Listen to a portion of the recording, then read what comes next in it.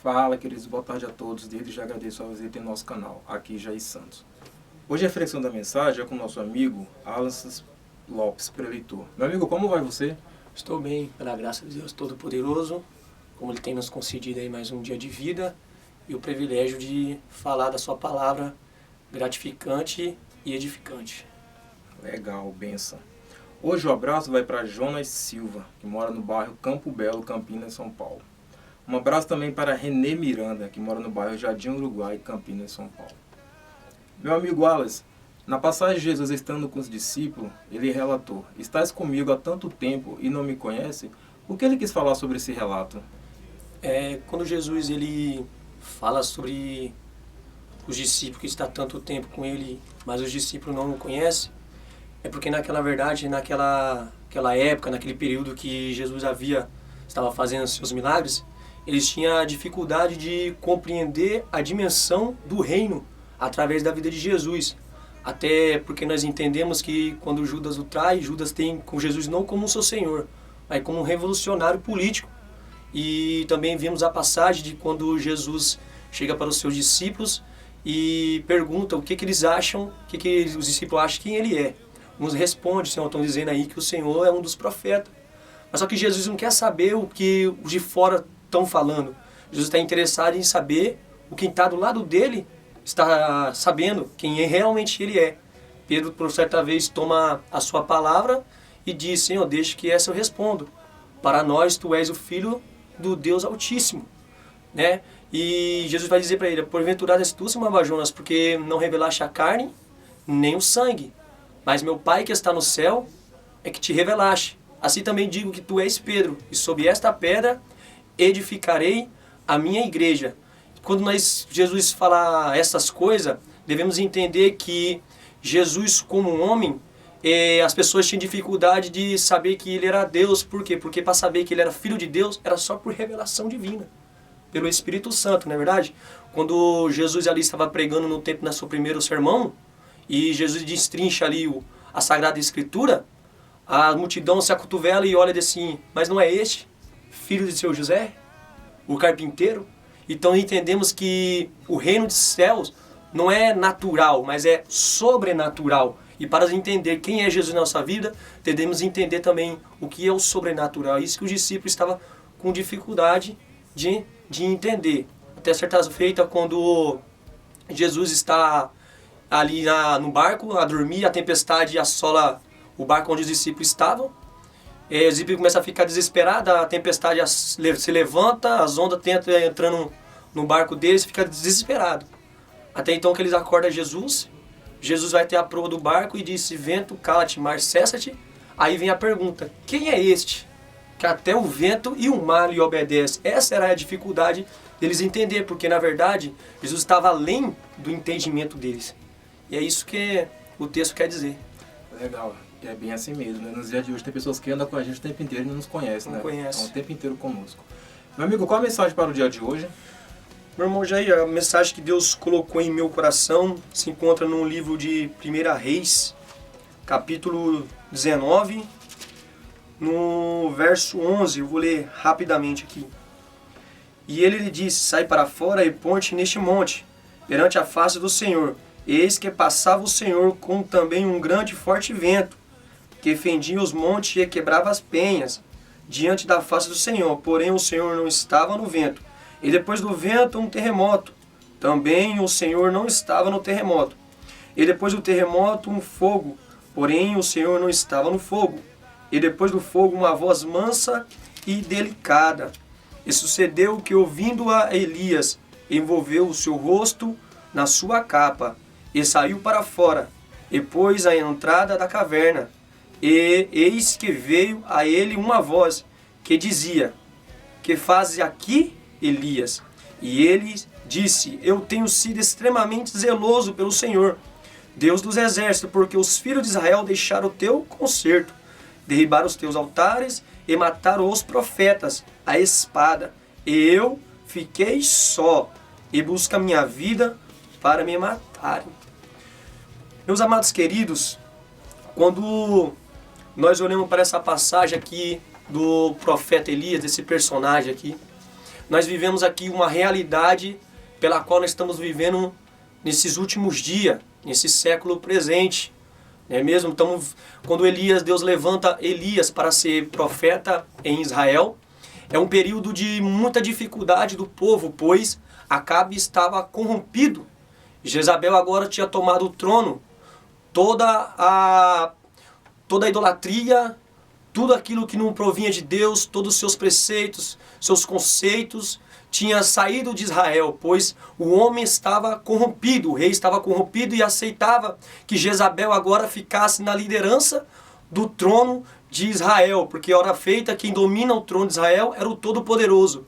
Mas quando nós oramos para esse período pela qual Elias se levanta como profeta, é um período de muita escassez, é um período de escuridão pela qual o povo está sofrendo, sendo oprimido, sendo torturado pelo reinado do rei Acabe junto com Jezabel. Os altares dos deuses são levantados, em vez dos altares do Todo-Poderoso, agora os altares dos deuses de Baal e de Azera é levantado. O povo agora vive uma crise espiritual. O povo agora vive amedrontado, o povo agora vive angustiado, o povo vive de cabeça baixa, porque outra hora louvava e adorava o Deus Todo-Poderoso. E agora estão sendo obrigados a se prostrar diante de Baal e diante de Azera. É neste momento de escassez, de escuridão em Israel, de muitos espinhos, que Deus levanta esse personagem por nome de Elias, o tesbita, como a rosa que floresce no meio da escuridão que Israel estava passando. Elias aqui é a voz de Deus para o povo. Elias vive um dos seus melhores momentos, quando ele sobe ao Monte Carmelo e ali ele edifica o altar, ele reconstrói todo o altar e ele enfrenta os profetas de Baal e os profetas de Azera. Ali Deus responde ele com fogo, consome ali o holocausto e suga a água que estava ali. Deus responde ao povo. E naquele dia o clamor foi tão grande porque dizia que só o Senhor é Deus. Depois disso acontecer e ficar a todos sabendo, Acabe manda avisar Jezabel. Jezabel agora se irrita, fica irritada, furiosa e manda matar Elias. Manda mensageiro para avisar Elias que Jezabel agora está em sua captura para matar, para destruir o seu chamado de profeta. Elias, depois que ele ouve essas ameaças, Elias agora ele enfrenta uma corrida de sobrevivência, irmão Jair. O Elias agora vive uma corrida para a sua vida, porque diante de seus olhos ele viu seus colegas, companheiros, profetas que profetizavam naquela época sendo degolado à espada. O povo agora está desesperado porque Jezabel se levantou contra a nação de Israel para matar e exterminar todo o seu povo e tudo aquilo que se opunha com Deus e contra Deus, que se levantava e para pregar a palavra ela matava. O que Jezabel queria fazer era destruir a mensagem do Todo-Poderoso dentro de Israel. Elias agora, depois de sofrer ameaça, Elias agora vai fugir para o deserto. E quando Elias vai fugindo para o deserto, Elias para debaixo de um pé de zimbro. E ali ele, muito cansado, reclina a sua cabeça. E o que Elias vai desejar agora, irmão Jair, é a morte. Elias vai desejar a morte por quê? Porque ele entende que o fardo que ele está carregando como um profeta e sua responsabilidade é muito pesada. Não é para qualquer um. Elias agora tem um compromisso com a palavra. Elias tem um compromisso com Deus. E Elias entende que se ele morresse, não tinha ninguém para pregar mais. Porque ele tinha visto todos os seus amigos, todos os profetas sendo mortos a fio da espada. E quando Elias pensava em parar ali, Deus manda o anjo, alimenta ele, dá força para ele e diz: levanta, Elias, grande e comprida é a sua caminhada. Elias vai mais a um caminho. E quando Elias vai indo, Elias de longe, ele enxerga uma caverna. E mesmo depois que Deus suprira todas as suas necessidades, mesmo depois que Elias tinha vivido o seu maior momento de glória no Monte Carmelo, a mensagem que marcou Israel e todo mundo estava falando desta mensagem. um homem que estava vivendo o seu auge ministerial, um homem que estava vivendo o seu melhor momento diante da presença de Deus. Este homem agora, depois de receber uma ameaça, ele se encontra invulnerável, ele se encontra entristecido, ele se encontra frustrado. Por quê? Porque agora estão perseguindo ele. E agora ele não pode ter, irmão Jair, aquela postura que ele tinha antes, como sendo ele o profeta Elias, tendo que ser certo. Era um homem que tinha uma palavra só. Até quando alguém perguntava assim, quando o profeta chegava e disse, o profeta profetizou. E eles questionavam, que profeta que fez a profecia? Mas como é que ele estava vestido? Olha, ele estava vestido com cinto cingido nos ombros e tinha uma capa. Pois bem, este daí não é qualquer profeta. Esse daí eu conheço. É o profeta Elias, o tesbita. A palavra dele não faz curva. A palavra dele é certa. A palavra dele vem da boca do Todo-Poderoso. É este homem que estava vivendo o seu momento de glória. É este homem que tinha essa aparência de pessoa dura.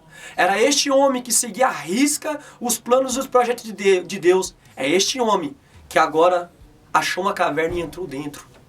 Ora, irmãos, o que você quer dizer com isso? Eu quero dizer que nesses últimos tempos da tecnologia pela qual nós estamos vivendo, vimos pessoas querendo se manter um perfil de dureza. Estamos vivendo uma época onde os corações não estão mais aquebrantados. Estamos vivendo uma época de frieza e dureza espiritual, na onde parece que as pessoas querem ser super-homens, na onde que as pessoas querem ser super-crentes, que não pode errar, que não pode falar. Na verdade não pode, mas a Bíblia diz assim, filhinhos, não pequeis, mas se pecais, tem um que advoga por vós. Eu não sou super-homem, você não é um super-homem. Você não é um super crente, um super crente. Todos nós estamos sujeitos a viver altos e baixos. Assim como o profeta Elias, que um dia estava lá em cima, agora ele está angustiado. Porque ele vai dizer, olha, não sou melhor do que meus pais. Isso quer dizer que Elias estava tentando ser cada dia melhor. Mas agora Elias se frustra, pois ele não consegue alcançar o que ele queria. E nós vimos hoje muitas pessoas frustradas por não alcançar o que tanto almeja. Pessoas frustradas por tentar realizações e não conseguir. E isso deixa eles angustiados, deixa eles ansiosos, a ponto de gerar uma depressão. Elias aqui está vivendo uma depressão ministerial. Elias, diante das pessoas, se mostrava duro, rígido, firme, em pé. Mas agora, quando ele está dentro da caverna, ele se sente sozinho, angustiado e entristecido, e pedindo em seu ânimo a morte. Quando Elias chegar na caverna, quando não tem mais saída, quando não tem mais jeito para ele, quando ele acha que o plano de Deus acabou na vida dele, quando ele acha que o reinado de Jezabel vai continuar reinando e acabou o seu ministério e ele entra dentro da caverna para morrer, é aí que o Todo-Poderoso aparece a ele. Diz ele que veio o vento e Deus não estava nele. Veio o terremoto e Deus não estava nele. Veio o fogo e Deus também não estava nele. Mas como Deus não estava no terremoto, não estava no vento, não estava no fogo, diz a Bíblia que uma voz mansa e delicada disse, Elias, o que você faz aí? Quando eu olho para a palavra, quando eu olho para essa narrativa aqui, acho muito interessante, pois Elias estava vivendo um momento de dificuldade. E nada poderia fazer Elias sair daquela caverna. A caverna aqui, para nós, representa as limitações da vida, irmão Jair. A caverna significa as limitações que nós temos. Que quando nós chegamos no nosso limite, a única coisa que quer é se isolar. Quando nós olhamos para a caverna, vimos que a caverna não tem uma saída. O jeito que a gente entramos é o jeito que a gente devemos que sair. Olha para a direita, está fechada. Olha para a esquerda, está fechado. Olha para trás, está fechado. Olha para cima, está fechado. Porque a caverna limita o que Deus tem para nós. Quando nós falamos de limitações, devemos lembrar de Abraão, pois tinha uma promessa que Deus daria a ele um filho. E ele questiona a Deus, sendo ele já velho e sua esposa velha. Aí Deus, pela noite, diz assim, Abraão, sai da tua tenda, porque dentro da tenda não tem como eu mostrar o que eu tenho para você. Sai da tenda da tua limitação.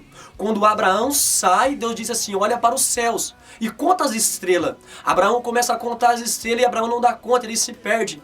E ele questiona a Deus, e Deus diz assim: assim será a sua descendência.